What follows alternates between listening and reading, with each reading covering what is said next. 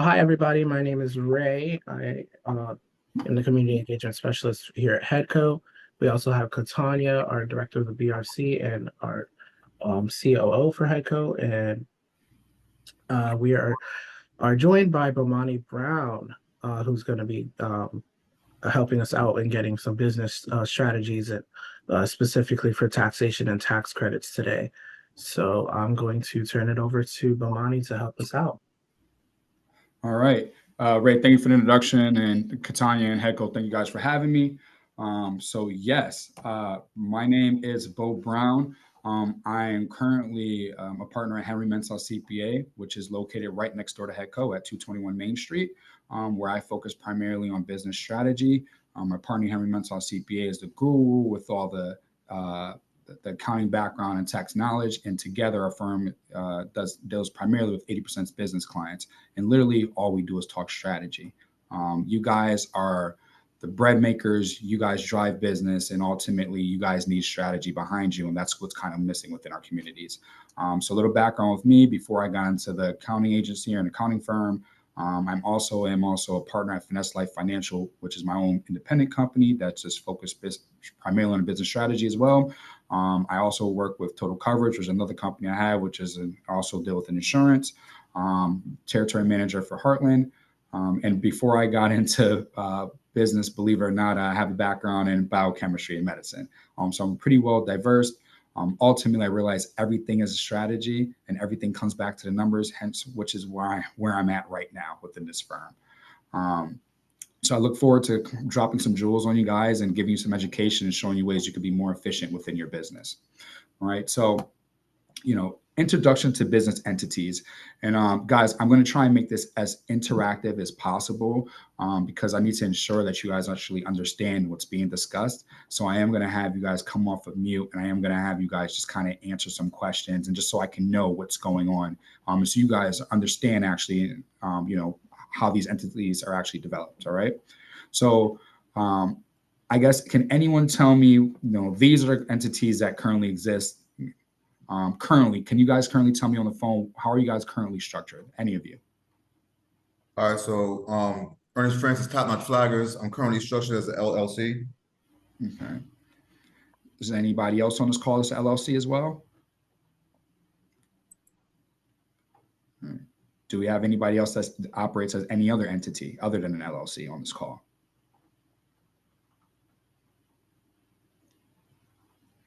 All right. So I'm going to take that as just as, which makes sense as majority of people considering Headco the type of organization you guys are and the individuals we're dealing with, most of us probably are just LLCs. Now, Ernest, are you an LLC being taxed in the S Corp or just strictly an LLC? So to the best of my knowledge, I'm an LLC, but I'm a flow through. So, correct me if I'm wrong. I'm an LLC, but I'm a single member LLC. And then sometimes it's referred to as like a flow through S Corp, but I'm not an S Corp in the sense of I'm 100% responsible for the business. I am protected in a limited situation, right? Okay. So I'm going to clear that up because primarily for this call, I'm going to talk primarily about S Corps because the reality is majority of us should be S Corps, especially if we're in the position where we're looking to expand, make money in our business, and we're looking to keep going forward, right? Most often than not, when we become a business, the first thing we know is I got to be an LLC, and then we stay there, right? But just like there's strategies and everything that we do, as we progress within our business, we move forward. So just to give you a quick rundown on businesses, right? A sole proprietorship could be just, an individual person as well too, right? You do that form on a Schedule C when you're doing your taxes, which means everything you do in the business and you as a person are all together in one entity, okay? Those also can be ones that operate under socials as well too and don't have their own employer identification number, right? The partnership is if you have another partner and it's you and someone else and you both start a business together, you automatically default to a partnership. That's the business that you're in. You're an LLC, but you're a partnership, okay? And then an S Corp, Ernest, sort of what you're referring to as well as an S Corp is an election you can make to where you can have your business taxed. So you can be just an LLC, but you can be taxed as a single member corporation, which I'll talk a little further about that has some huge tax implications and advantages to you guys, all right? An LLC is just typically what most of us start off as we just make a business, right? We think when we got to be in business, we make an LLC, which is great. We think limited liability corporation, our company, because we think it's giving us some protection, right? If God forbid something happens or we're out in the field and something happens to the business, you, and I'm Ernest, and you're responding, I'm going to use the example, is you, Ernest, the business is separated, right? And that's why we first think about making an LLC. And in a corporation, typically, if you've been in business for 30 years or so, I've seen a lot of older businesses typically were corporations back in the day that tended to be the trend. But ultimately, corporations are for people who are trying to get publicly traded and they want shareholders and they want to take investment from shareholders, right? But most often than not, majority of those calls should probably not be a C corp, because ultimately, I don't think you guys are looking to go become publicly traded. And if you are, talk to me offline. But for the most part of this conversation, I'm going to talk to you guys, since Ernest responded, a majority of you LLCs, about being an LLC, being taxed in the S corp, because that's where your advantage is, right? So on my next slide, I kind of have a rundown, just kind of giving you guys a definition of everything. I'm not going to, there's a lot of verbiage here. I'm not going to read everything to you guys or go through it entirely, because this PowerPoint will be sent out as well. But it's kind of a rundown of what I've said as well on that past slide. But the biggest thing is what I want you guys to pay attention to the penalties associated with each entity, right? Because a lot of times what happens is the first thing we do is when we want to go into business is we make a business, right? But then maybe we haven't started our business yet, right? Maybe we're just trying to get through it, but you already made the step of making a business. So it's important for you guys to know what your requirements are once you do that as well, because the first thing that we lose money on are unnecessary penalties, right? So give you an example, right? A sole proprietorship, failure to file your tax return on that is 5% of the unpaid taxes, right? Now, if you don't have a profit, it doesn't really matter, because you're not going to pay any penalty on something that's not profitable, right? So that's why we don't really.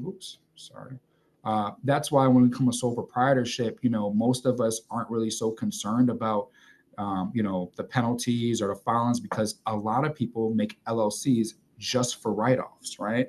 And I want us to understand, if we're on this call right now and you're trying to get involved with Headco, you're not just trying to make a business for write-offs, right? I want you to think about it. If you have an LLC as a business, you can write off all your expenses, right? If you have gas, if you have a car payment, if you have insurance, those can be business expenses, right? Personally, you can't write off those things. So that's the biggest perk first of being a business versus personal. Personal expenses are personal expenses. Business expenses, you can use a lot of strategy in terms of when you're writing off and how you want to show profit. However, in our space, we've been taught to just write everything off. And I'm sure Headco can tell you is we don't want just clients that have losses, because if you really want to invest in your business and you really want to do better and you really want to do more, you want to show profit so that you can become a better bankable and fundable client.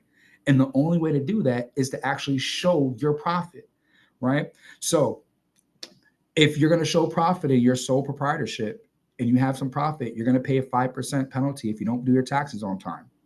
If you have never shown profit, you don't care about the due date. You're just going to get your taxes due when they're due, right? Because you don't pay any penalty. If you're a partnership and you have profit, right, and you don't do your taxes on time, you and your partner are going to pay a $210 fee per month for every month you're late.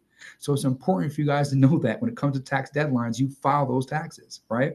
Same thing with the LLC, regular LLC. If you're profitable, 5% on unpaid taxes. If you're not profitable, you're not going to pay anything, right?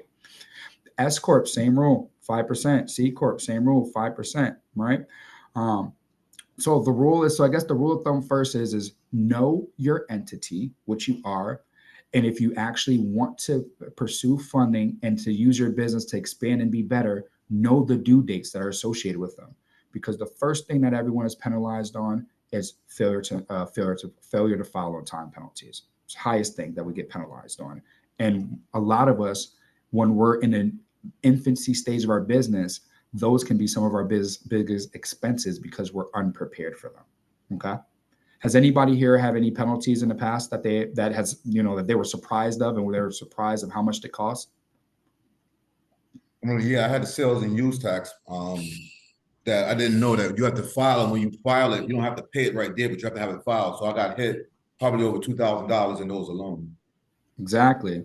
And you know what's the biggest in terms of expenses, right? When we have a business, we want to write things off. But do you know those fines and those penalties that are associated with the state? Did you know those are not expenses of the business? Did not know that. Exactly. So here it is here we are, we're small mom and pops. We're just trying to, be better, right? And we're losing minimal money just by not filing and doing our paperwork on time. And those fines aren't expenses we can go back and recoup, right? So first thing is know your entity and know your time in terms of when you're supposed to be filing. All right. So let's get to choosing the right entity. How do you guys choose the right entity? Right. Well, the first thing is to consider is what do you really want to do with the business? If this business is strictly for you to just write off expenses and you don't plan and have any terms with it, then fine, an LLC is for you, no problem. But if you want to take this business that you're putting your blood, heart, and tears into, and you want to use it to expand, and we all know it takes money to make money, then we need to make sure we're in the right entities as well. And you're putting yourself in a good position personally, from the personal side and from the business side. So with that being said, is who should you consult? Who helps give you that plan? You should talk to a true tax professional. You guys cannot do it on your own. You guys are literally as business owners, you're so consumed with just, this is how I make the revenue, but who's doing that cash optimization, that flow behind the scenes for you and giving you those ins and outs that you don't really know? Ernest, I know you're a flag. I don't know the industry, but I know the numbers behind it. So we work together as professionals. You know your industry, but you got to go to a true tax professional to know when it comes down to the tax strategy and the liabilities, what's the right entity for you. And just because you already started a business doesn't mean you're still within the right entity. That's something you should evaluate every year based off of your numbers that you're producing. Okay. Good question for you. Mm-hmm. Like, just my basic knowledge, I have a fear of an S corporation because I heard people say you're an S corporation, they can take your personal assets. So what do you say about that? In terms of having an S corporation and, if you get sued and they come after all your personal assets, that you give away some protection. What do you say about that? That's completely false. So remember, just because you're an S corp, right? Keep in mind you're an LLC, right? And why do we form an LLC? Because you said you wanted protection, right? Right. So just because we're choosing to be taxed differently doesn't mean we lose the protection. If anything, it actually separates you more from your business, and I'm going to show you why. Okay. Can I just jump in for a second? Mm-hmm. Bomani, is he referring to, there's a difference between an S corp and an S prop? Sole proprietorship. So Yes. so that was the first one. So sole proprietorship is just owned and operated by just a single individual, right? An S corp is when you're and I'm going to show you. I have a next one example. Is an S corp is when you're legally allowed to be separated from your business as a W-2 employee. So he would not want to be an S prop. He, under no circumstances, he wants to be an S corp. As he keeps expanding and he's going to make more and more money, he wants to be an S corp. And the reason he wants to be an S corp is because the more money he makes, the more he's going to be able to manipulate his profitability so that he gets taxed less. He's also going to build himself up more personally and build himself in the business up at the same time. When you guys are just sole proprietorships, right? You are all combined together. Like when you do your taxes, all in one thing, all in one form, right? You're doing everything together. So even though in your mind you think you're separating yourself, you're still actually not as separated as you think. The S corp separates more. Thanks for that clarification. So I actually didn't know I thought sole prop was the same as S corp. I didn't even know it was a difference, to be honest with you. No. Because the next question I was going to ask you is that being an S prop, I guess the banks don't really want to deal with you. Like they don't really want to give you loans because of that. They want to see you as an LLC, or it just seems like it's hard to get a loan as an S sole proprietor. 100%, and I'm going to show you why. So long as you're going to keep hearing me say is, and the reason I'm harping on S corps for you guys is because 95% of you on this call should probably be an S corp. As long as your goal is to really stay in business and keep making money and keep being better, then that's where you want to go. If you're just trying to create a write-off and trying to bury expenses, then fine, you can stay a sole prop, or you can stay just an LLC, right? But the S corp lets you legally separate, and now lets you, the owner, Ernest or Katanya, owner of her business, be an actual legal employee of her company. Just like, you know, if you're a random person that you hire, now that random person is you. Okay. So let me show you how it looks like on paper, right? And I'll give you the tax. So tax advantages of the business entities, right? I'm going to give you a comparison. Like I said, I'm focusing primarily on S Corp. So let me tell you the advantages of it, right? S Corps provide a limited liability for your, you know, protection for your assets, right? You also get to save a substantial amount of money because you can literally take whatever the profit is and you only have to give yourself 30% of that as salary and the rest can all be in distributions. And I'm going to show you guys actually numbers later, so don't become too overwhelmed if it just sounds like over your head for a little bit, okay? You also get, to Ernest's point, you get better access to capital from banks. And you want to know why, Ernest? It's because when you go to the bank, what's the first, when you go to the bank and they're asking for your documents, the first thing they ask is for your business returns and your personal returns, correct? Right. And when you're a regular sole prop, is that separate or the same thing? So under what you're saying right now, if you were a regular sole prop, it'll probably be the same thing. So you don't have to go through running through two checks, but Which means you only have one profile to stand on, right? Which is right. just all together. And they're utilizing that one profile. And they're trying to figure out, you know, all right, well, he has this all together. How much does Ernest really need to live his life? And then how much does the business really lead? And they have to weed that all out, right? You can put it all, whatever you want to say on paper, but they still got to weed that all out. And there's still some scrutiny to that, right? So that's why, you know, they typically like to see more years within the business, et cetera. And they're scrutinizing a little more, right? As opposed to when you're an S Corp, Ernest, the person, has his own income, and that's Ernest's income. That's on paper. That's what you claim personally. That's you.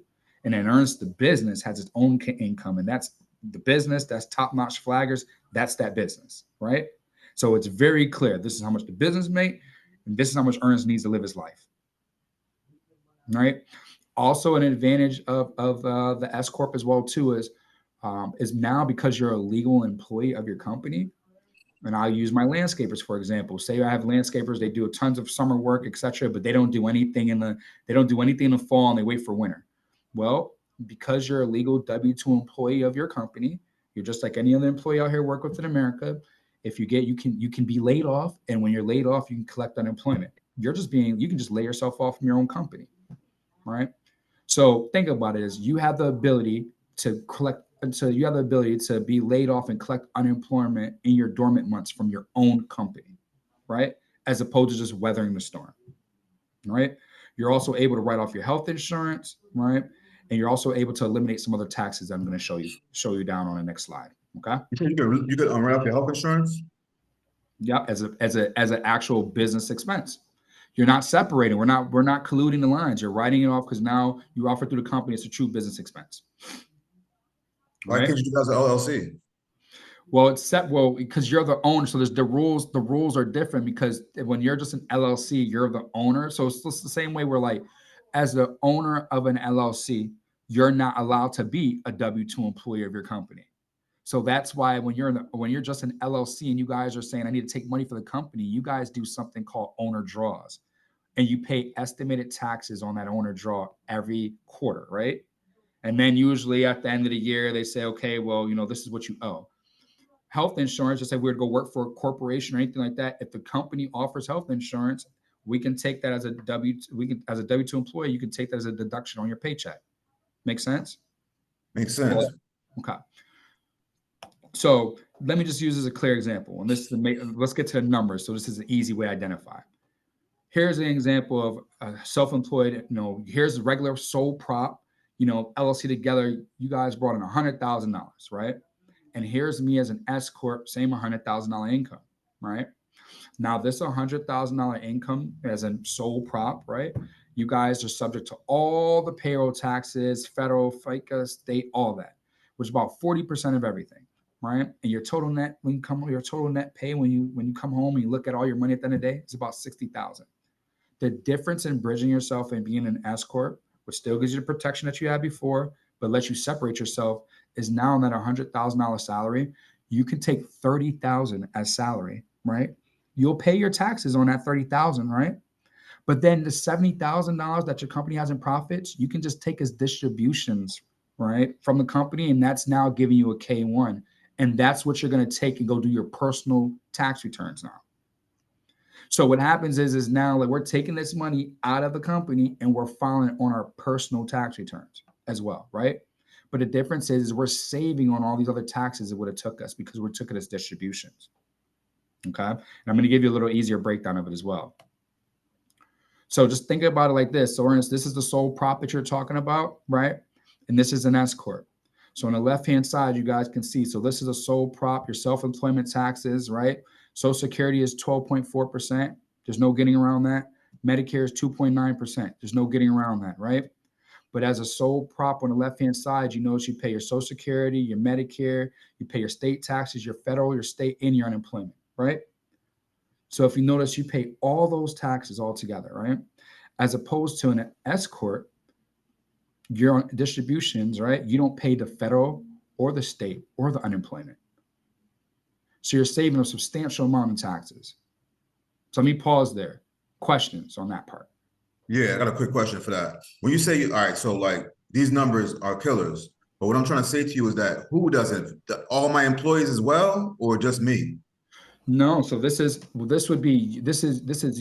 the owner. Because the only person who can get distributions go to the owner of the company, which is you. Right? So I'm only saving on my, like if I work in a business, I'm only saving on my on all these things. I'm only saving on my end, no one else. Well, I mean, you're also saving because you're an employee of your own company as well, too, right? And what you're doing is you're really saving because you're eliminating the taxes you're paying on a net profit.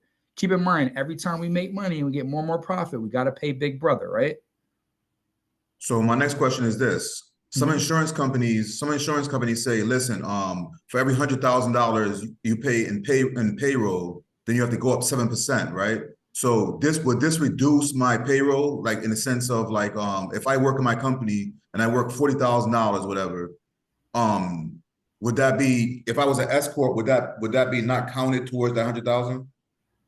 Well, as an owner, as you're talking about for your workers' comp stuff, correct? So as a workers' comp, like in those claims, the owners can be excluded. So your numbers aren't included in it regardless. Okay. So and that's another beauty of the S corp as well too. So as an owner, just like when you get workers' comp, the owner can be exclude themselves from the coverage. It's just for the employees. So your numbers don't qualify for it. Right. I'm going to give you this is another example. So Ernest, here it is now, right? And keep in mind, I want you to think this is you, the owner now, and I'm keep using because you're on my screen. This is you, the owner now as an S corp, right? Now you obviously you make it more than 30,000. So I'm gonna keep saying 100,000 is what I would love to see Ernest take home for the year, right? But creatively, right now, like I said, is the rule of thumb is 30% in your salary, 70% in distributions, right? So here it is, your company made $100,000. Your salary that you're taking for that year is going to just be 30,000. Here's another loophole, another trick as well too, is in the state of Connecticut, we're mandated to have a retirement plan. If you have 5 or more employees, we have to have it. It's a law right now, right? If you have more than 5 employees, you guys can roll in a state plan, or you can, get your own private plan. And I'll show you there's actually a credit to fund this as well too. So here it is now is what's the advantages with 401ks and all those other retirement plans? Do any of you guys know? Or why businesses offer them?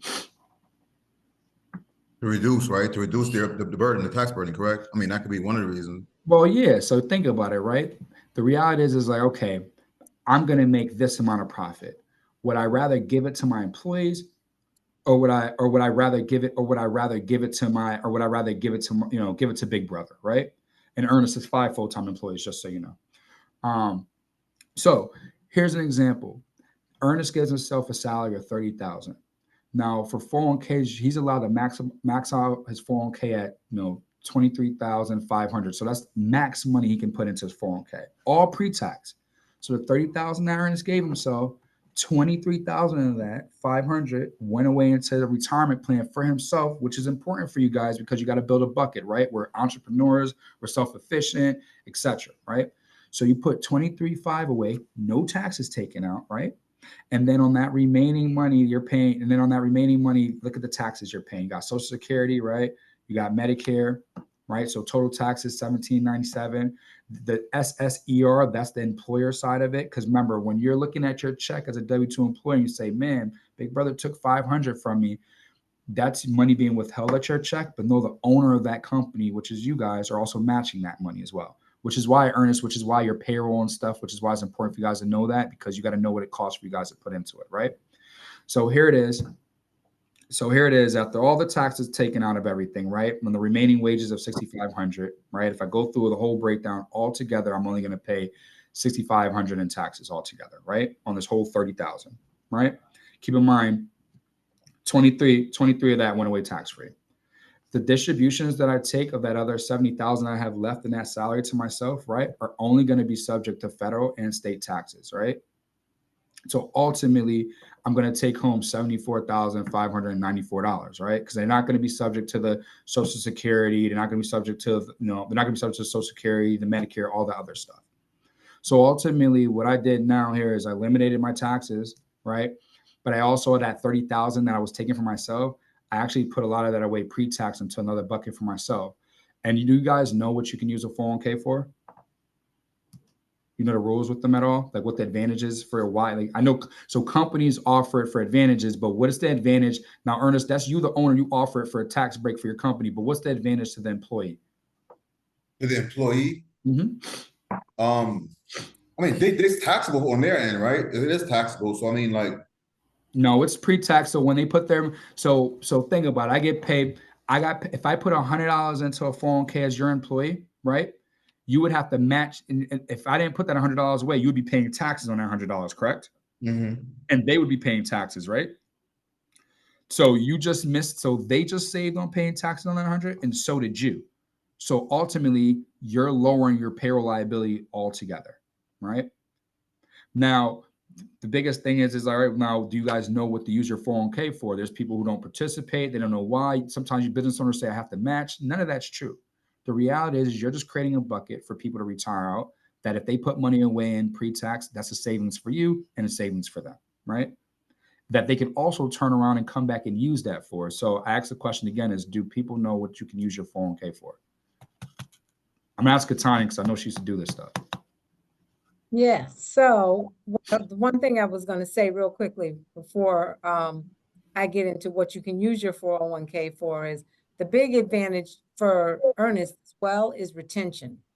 If Correct. you're giving employees a 401k, that gives them reason to want to stick around, right? Because you're saving for your retirement. So, we think about everything that's going on with Donald Trump and everything.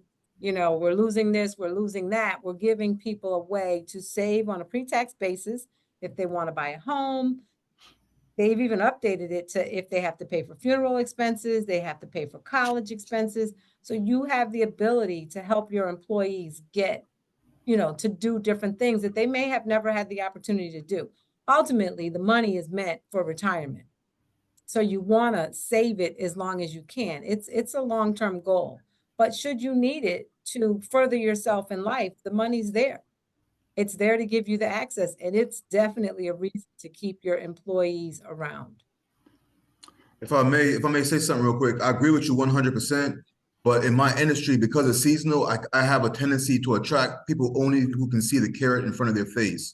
So as a result of that, on the long-term goal thinking is not there. It's not this. It's not that long-term goal thinking. It's like I have to get this money right now. I'm gonna jump on some Uber later on, and that's the problem that I'm going to. I know I'm going to end up running into. Like I might only have a few employees that have that long-term vision because I have a lot of individuals who like are used to living from hand to mouth and or used to like that instant gratification. So while that makes sense, there's going to have to be a way to sell that future to them so they can understand. Because I do understand that having a 401k, that's one of the things on applications for loans too. Do you have a 401k? Because they want to know, do you have a nest egg? What do you have? So it's just something that I have to strategize on. So for you as a watch out, Ernest, I would definitely say, because when you got seasonal employees that are going to jump in and out, if they join the 401k and then they leave and you've got accounts that have, less than $1,000 in it, there's administrative fees on every account, depending on how this is set up. So you don't want to put yourself in that situation. But if you are able to get employees to sign up, you want to have an automatic force out. If they leave your organization and they've got less than $500, they get paid out immediately. So you don't incur no additional expenses on that. They've done it for a while. They're not long-term minded. They're not there yet. They have it as soon as they walk away. Whoever you're with, if it's John Hancock, Merrill Lynch, whatever, whoever you decide to open up a 401k with, have an immediate force out policy so that doesn't end up being a burden for you. Right. Keep in mind as well too, as Katana hit the nail on the head, like retention at this day and age is one of the biggest factors that business owners face and deal with right now. But Ernest, remember, man, we're talking about being an S corp as well. We're talking about you being an employee. So keep in mind is you're the employee that's going to utilize this as well. What's nice about the 401k is you also, it's not like you have to match the money. So remember, I'm talking primarily for this presentation about S corps and you guys viewing yourself as the employee. The best employee of your company is going to be you, right? You're going to be there. You're always going to be there as well, right? Exactly. And then your company, you're going to be there. So keep in mind, what's nice about a 401k is those seasonal employees that you're talking about as well too don't have to be eligible. No, you create the terms and eligibility. Someone has to work with you for 6 months, average X amount of hours a week, whatever it is, you get to create that rubric and that criteria. You also don't have to match. So it's not like, I got to contribute money towards it. If they contribute, you can literally set parameters in place where, it's your option based off of how profitable your company is, whatever it is that you want. But I want to get you guys in the mindset is like, you are your employee. And when you're just an LLC, you don't think that way. But when you're an S corp, the perks of being an employee, you get to double dip those. So what's in this for you, Ernest, is there's a credit to start up 401ks right now, right? Which I'll show afterwards, called the Secure Act, in which you can, limit the profitability of your company by taking money pre-tax and put it away into another bucket for yourself. Because all of us on this call, the beauty, we love being entrepreneurs and we love having a business. But like Katanya says, these are long-term plays and we're not corporations. We still have to set up some contingencies and some buckets for us as well too. But this is a bucket that helps create that, but we can still leverage if we need to earlier on in life, right? Then that's and the better you guys understand the capabilities of it, the better your employees will as well too, because you're going to be an employee just like them, right? So whether it be looking for a home, whether it be a funeral expense, whether it be a one-time, usually there's one-time, usually there's a one-time grace for some extraordinary event that happens. They give you those exceptions as well too. But the biggest point to get behind this, Ernest, is if you're an S corp, you're an employee and you can participate in this. And you can take the money when you're an S corp, you have to take a salary, right? When you're right now and you have an LLC, you're not defining what your salary is. You just take money as needed. We can define a low salary and all you're really doing is saying, this is the money I'm going to put away pre-tax for myself into another bucket and not pay Big Brother on. Does that make sense? Makes sense. Okay. So I'm going to go ahead and give you guys examples of like the different business entities at various levels of net profit and just using an easy example. And keep in mind, these are all hypotheticals, right? But let's just assume we have a simplified tax scenario, right? I'm going to estimate taxes for each business entity in increments of 20,000, right? And net profits up to 200,000, right? I'm going to do it for all the entities on this next illustration just to show you guys. And just to remind you, sole proprietorships, partnerships, and LLCs, I'm just estimate their tax at a marginal rate of 22%, okay? They also have that self-employment tax at 15.3, right?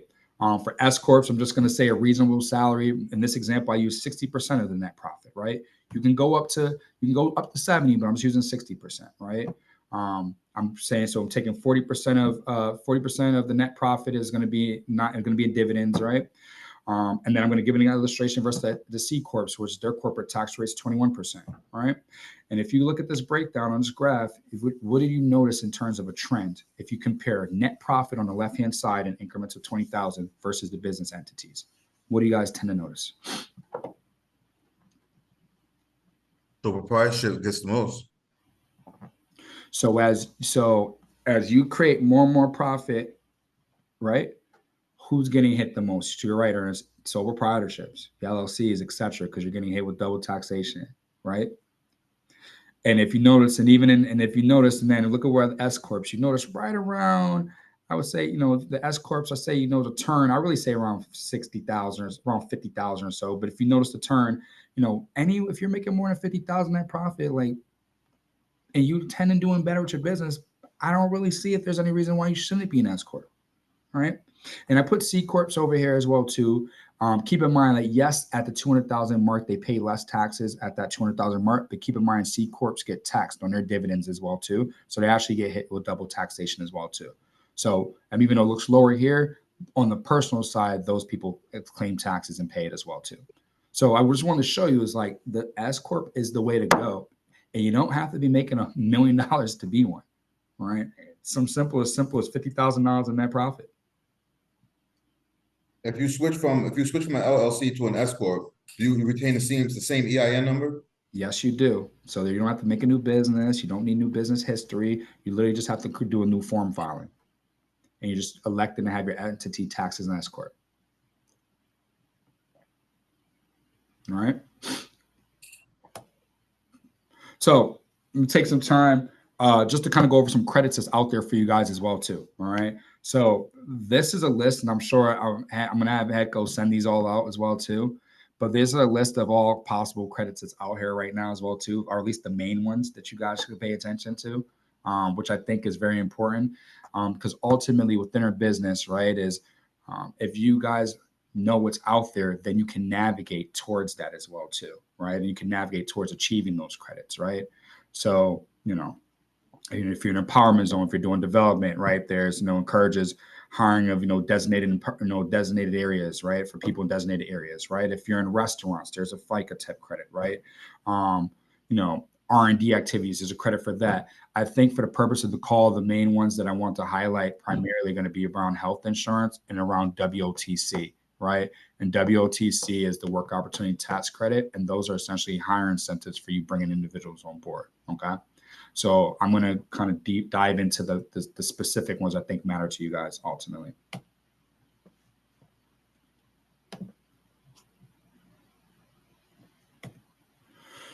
All right. So WOTC, this is the one I was telling you guys about.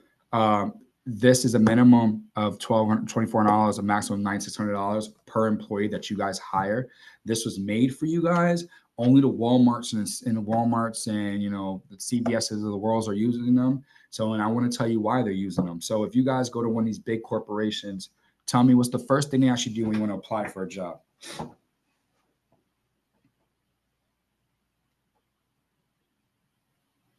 They usually send you where? Are they shuffling around trying to give you paper out of their folder? They're usually saying go where? Go apply where? Online, correct? Or on their kiosks, right? And the reason they're saying that is because they're screening their candidates for these potential credits as well too. And they're knowing in advance whether or not these people qualify for these credits before they hire them or not. All right. So if you hire anyone that is a veteran, anyone that's temporary needs assisted family, anyone that was getting food stamps, right? Anyone that's from an empowerment zone, Hartford, etc., anyone who had a felony, anyone who's been long-term unemployed, summer youth employment, 1624, there are federal tax credits out here, and there's uncapped as per employee you hire. And just so you know, they only have to work 140 hours to be eligible for this. So it isn't like I got to go hire a full-time employee. Or I need, a full-time employee, but it's more so as if they work 140 hours, they'll be eligible in some capacity. So I want to show you how powerful this is for you guys, right? Is it takes money to train people, correct? And this credit was made to help, recoup some of that money it takes for training. If you have a bad apple, etc., whatever, but you guys aren't utilizing it. So here's an example from Walmart. I just did this one with someone the other day. Walmart hires Ernest. Say, Ernest, come on board. We'll give you a 60-day probationary trial. Let's see how this works out. At the end of 60 days, Ernest worked at least 140 hours. He probably made $1,500 from Walmart, but Walmart got a credit back of $5,000. So if Ernest was only $1,500 and Walmart got back a credit of $5,000, what did Walmart just do? Well, quick question for you. You said $5,000, but I thought it was $2,400. Like how does that break down? Minimum of $2,400. Minimum. Right. So after 140 hours, what's the calculation?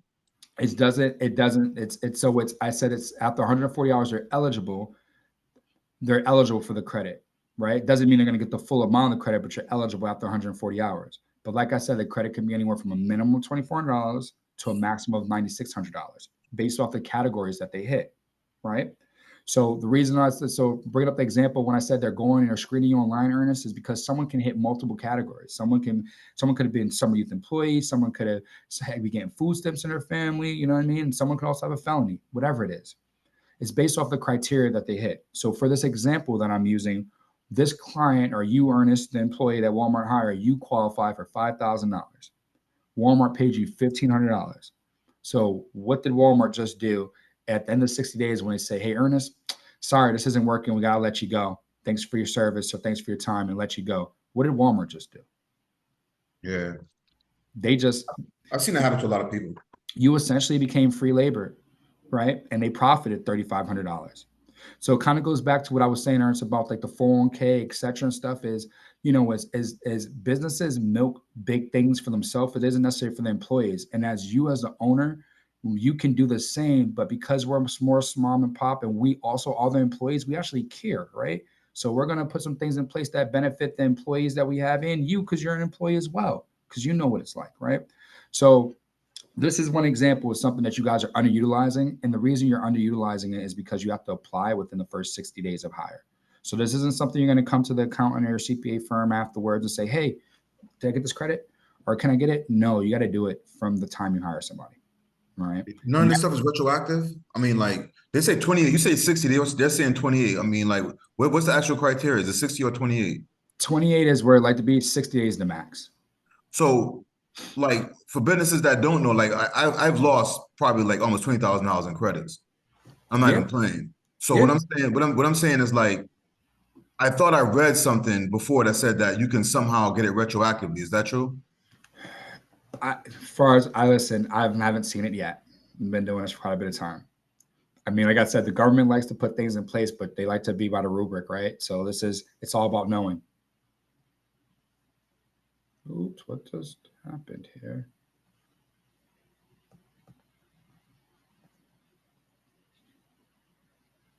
Oops, hold on, guys. I think my screen just went out. Oh yeah, did your laptop die? I think it just rebooted. Here, I'll share from this screen. Hold on. Sorry about that. That's all right.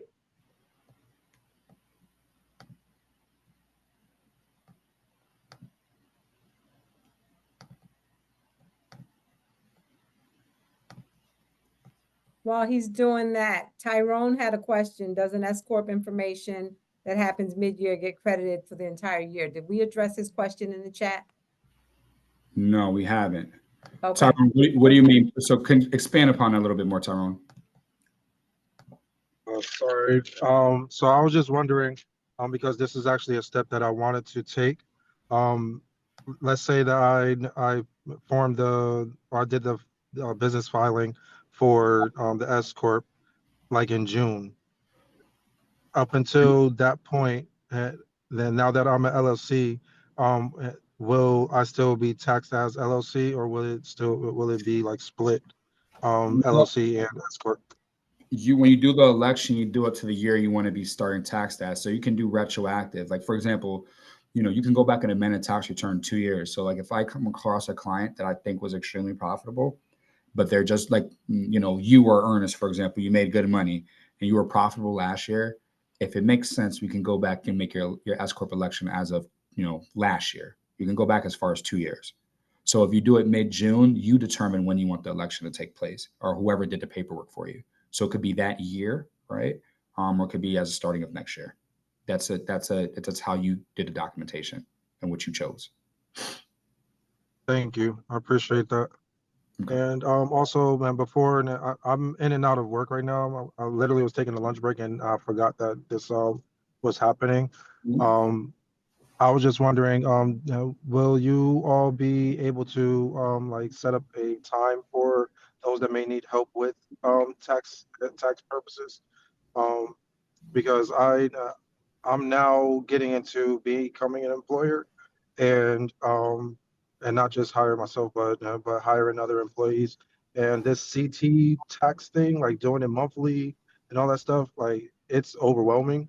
And I definitely will need some help with the tax part. So is there anything that you guys have available that can help myself and others out with like doing all these tax returns every month? Well, you don't have tax returns every month. So, I mean, well, first is anybody from HECO. I'll sit with anybody from HECO and do a complimentary evaluation and just have that talk and strategy with you guys to kind of set you on your way. So I guess first I'd have to understand, what business you have, what's your filings. I'm assuming you say monthly. So are you referring to like sales and use tax? I want to say that is it because I was doing the sales and use. I was doing the registration for that, but then they said that it would need to be filed every month. So I just didn't know like where to even begin with that. Yeah, so I'm assuming 100% that that's sales and use. So definitely could show you how to go about doing that. And listen, I'm in the business of educating you guys in terms of everyone's good at other things. So I'll show you how to do it. Sales and use is something that has to be done every month.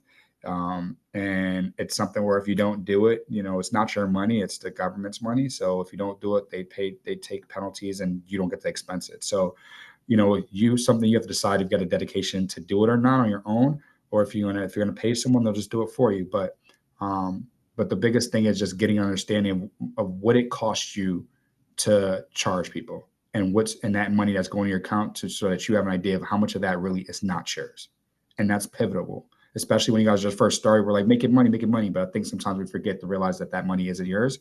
And I know it sounds annoying to do it every month, but if you don't, the penalty is pretty high.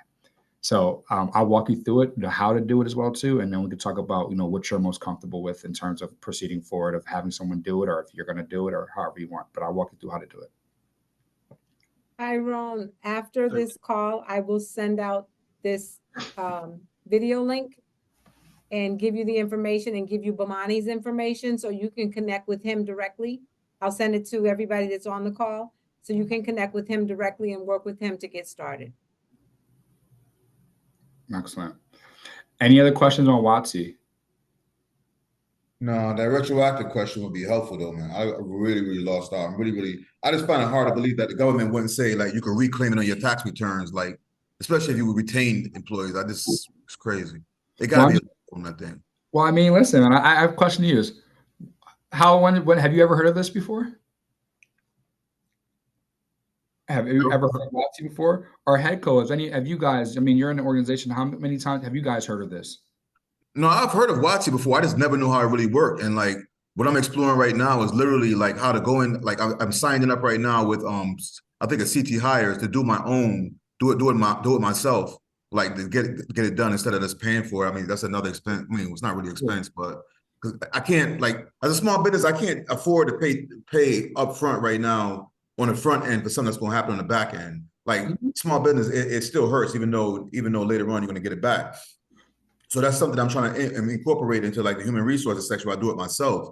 But I just find it hard to believe that the government wouldn't have some type of way for you to claim WOTC, especially when you did in good faith and you hired individuals from a targeted group to go back and just be able to get that. I mean, it's crazy.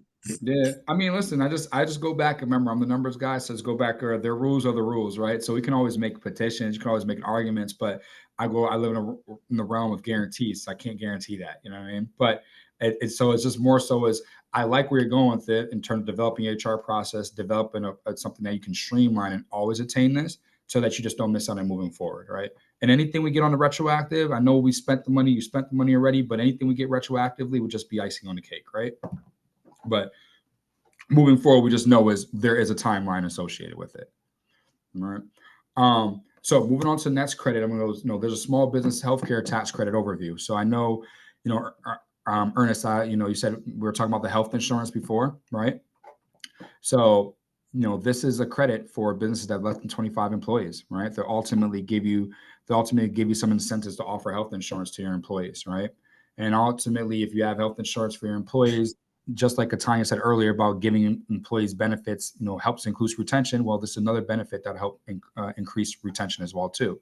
But keep in mind, for you guys, it's in the small business space, and just to call a spade, most small businesses have their employees, when you're first starting up, have a lot of employees that, get health insurance through their spouse, significant other, or probably qualify for the state still in some capacity, right? So that's why we typically say, hey, well, most of my employees have state insurance or whatever it is. But who's typically your biggest expense of health insurance is typically who? You, the owner, correct? Because like the reality is Ernest, that's cool. If your people have insurance through, their spouse or significant other, or maybe even you, right? Not every, some business owners have their other spouses they have it through. True. But if you don't have those options and you're the business owner, so you're not qualifying for state insurance because you're the owner of the company. So you can't be like your employees. So what do you do for your health insurance? You pay out of pocket for it. And if you're an S Corp, you can write that off as an expense. When you're just in your regular normal life, you're just paying out of pocket. Make sense? Yeah. So the point is using your business to double dip incentives or things that you need for yourself, but you're making them expenses that you got to expend on anyway, right?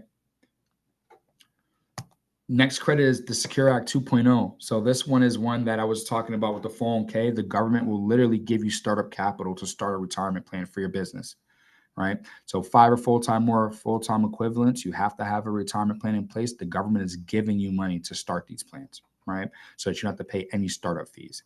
They're also giving you money for every employee that enrolls into the 401k as well too for the first 3 years. How much are we talking about? So, the startup credit's up to $5,000 for 3 years, and then $500 a year for, employees automatically enrolling, right? So you're saying that under the Secure Act, the government, when you say the government, I mean, like, what agency of the government, like who? Just how does it look? What does it really look like? It's just a federal tax credit. So when you're applying for the plan, it's called the Secure Act 2.0. So it's just a federal tax credit. So when you're doing your line item expenses, it's when you're doing your taxes and you initiated the 401k, it's on there, your tax return as well too. So we have to pay the upfront costs. They can bridge it. So if you partner with agencies, they'll bridge it for you because they know you're eligible for it, as long as you have never started one up. There's also full transparency. There's also a free plan that's from the state. Like state of Connecticut has one. The only difference is that you're in charge of transferring the money and you're in charge of managing it. And that's cool, except for, if there's everything that goes wrong and then there's a penalty, right? Because how does the government make a lot of money off of inner city and LLCs, et cetera? Let's be honest here, is by penalizing us for a lot of simple mistakes, right? Like there's a lot of things, Ernest, like what we say is, what's a simple penalty that you think you've gotten that you're like, can't believe you got it? Sales and use tax. Simple, right? I guess exactly. And those are simple little things, and those have high interest rates on them, right? So the point is avoiding the unnecessary penalties, right? Because those make a difference within our business. So this right here is yes, there is a free plan in the state that you won't have to pay anything for. However, when you have a retirement plan in place, there are rules to taking pre-tax money. The rules is that you need to transfer the money within a certain period of time, right? If you don't transfer the money within a certain period of time, you can get big penalties. Okay. So if we got like Tyrone, who doesn't even want to pay the monthly sales tax every month, right? And that's burdensome, right? And that's just because as a business owner, you guys are doing tons of stuff. Every time, do you want to be in charge of making sure there's money transferred every time you run payroll, right? That's something you got to ask yourself. And the reality is if you're cool with that, then go to the free plan. If you're not cool with that, then, take advantage of this credit. I also like to say for me is I more often like to have someone strategically managing my money other than the state of Connecticut. So I always will go private, right? But these are all your decisions. Any questions on Secure Act 2.0? Yeah, like again, real quick, like getting signed up for Secure Act 2.0 right now. What do I do if I say I want to do it next hour? What do I go see? How do I get this done? Call me after this. I'll give you 4 options. All right. Yeah, so we got, and it integrates because then it depends on where you have your payroll at, who you're with. I could text. So, you got different platforms. There's a ton of different platforms. So more so I'd actually, like, I would know your situation, Ernest. So I already know I would send you to 401k Go or Human Interest because I know where your payroll's at, what you're doing currently. All right. So Bomani, on that note, since we've got Tyrone and Ernest both asking eager questions, can you pop your information in the chat? So if they need to get to you ASAP, I want them to be able to get to you ASAP. Yeah, so if you can pop your information into the chat, that would be great. So 655-8904 is myself.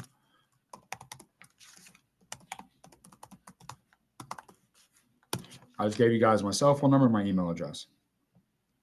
All right. Thank you. I know we're running short on time, so I just want to go to the conclusion essentially. Can you guys still see my screen? No, let me see. Yes. You got, okay. We can see your screen.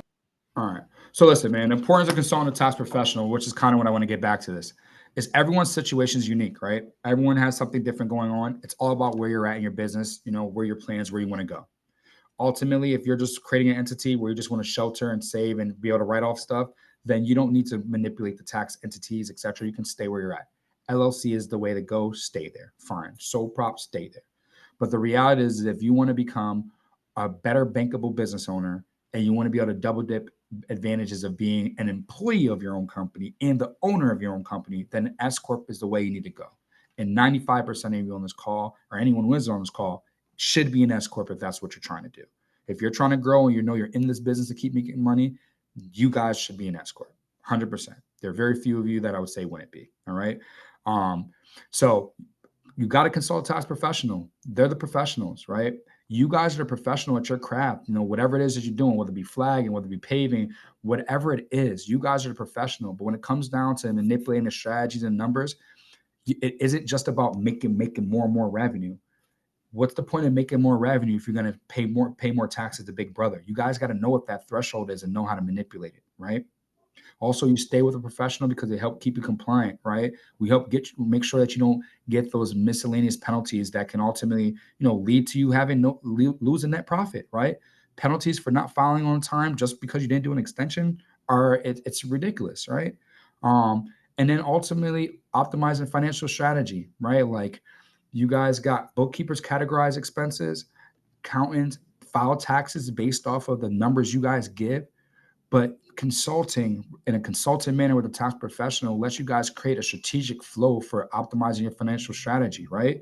So it lets you talk about your cash flow, how to move from one entity to the next, and just where you're losing points at. And because you guys are in the thick of the business, you usually consumed with just driving revenue. And sometimes driving revenue isn't just in doing more work; it's in doing work creatively and strategically. All right. And that's where your professional can do is handle all those complexities for you. All right. And then ultimately give you the peace of mind that you can just focus on your business. You go be great at your business, and all the non-revenue generating activity behind the scenes that has to get done with having a true tax professional behind the scenes in your corner, that stuff will be getting done. And your success is their success. All right.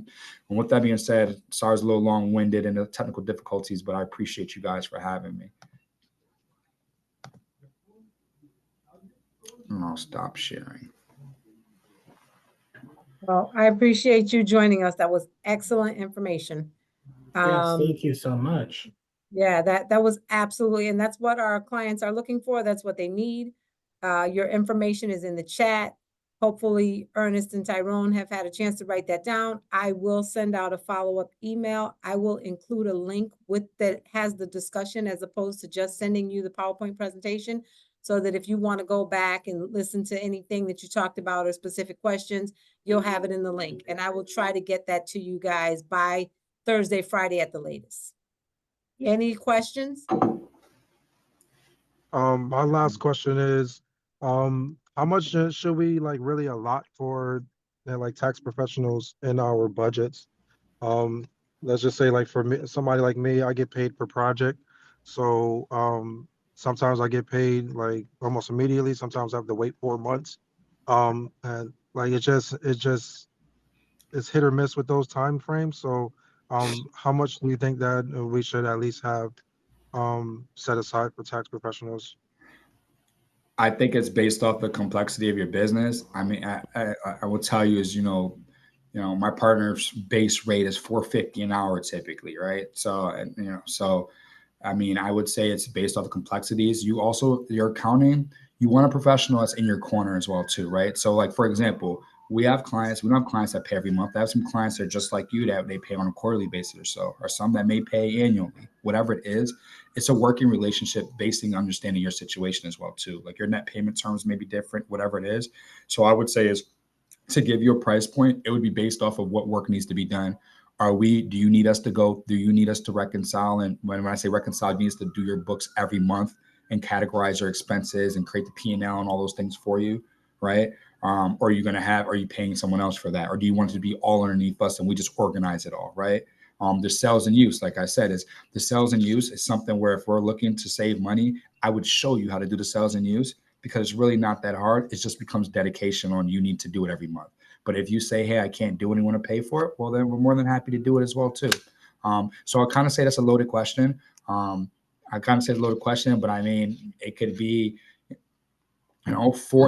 can be $3,500. It could be $12,000 for the year, right? Like I have a couple of my heavy ones that pay $1,000 a month. Then I have some that, are a lot cheaper and, $250 a month. So it's based off of how many transactions you got going on in your bank statements, right?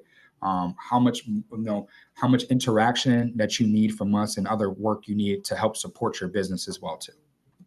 And Tyrone, just so you know, coming through Headco, like I said, Bomani said earlier, the first session with him is free, and then there's a 10% discount off of whatever the program that you would fall into and how you fit into, how your business needs fit into the accounting parameters that they view would be beneficial to you.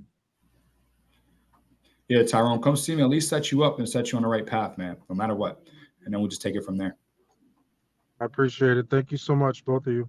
No problem. You are very welcome. Any other questions? Ernest, you good? Yeah, I'm good. Okay. All All right. right. Thank you, guys. I do appreciate the participation. If you have any questions, you can always reach out to me. You'll have my email information once I send out the Please, Lorna. email, and I will put it in the chat as well. I should do that right now. I'm putting in the chat for you. Ernest, I know you know how to get in touch with me. I need to edit that. That's not right. Don't pay attention to that. And so just reach out. You know how to get in touch with us. Just reach out. No question is a bad question. We are here to help you. Whatever your business needs are, our goal is to help you be successful. You're small now, but the goal is to get you to grow and be here for years and years to come. So please reach out. Don't be shy. Ernest, I know you're not shy. All right. Thanks, everybody. Have a good one. All right. All right. Take it easy. Happy Monday, everyone. Thank you. Sure. Thank you. Bye-bye. All right.